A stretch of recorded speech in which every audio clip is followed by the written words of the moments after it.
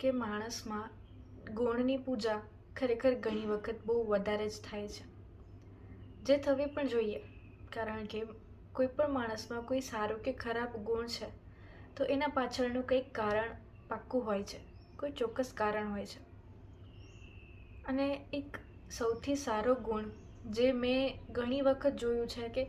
એ ગુણના કારણે માણસની કિંમત બહુ બધી વધી જતી હોય છે અથવા ઘટી પણ જતી હોય છે. અને એ ગુણ મને લાગે છે કે એક સારું શ્રોતા હોવું એ છે. જો તમે કોઈની વાતો સાંભળી શકો છો, જો તમે કોઈ પણ માણસને એવો અનુભવ કરાવી શકો છો કે એ કંઈ પણ કહે છે, એ બોલે છે, એની વાત કરે છે અને એ વાતને તમે ધ્યાનથી સાંભળી રહ્યા છો, સમજી રહ્યા છો અને તમે એ રસપૂર્વક કરી રહ્યા છો, એવું નહીં કે પરાણે કે કરવું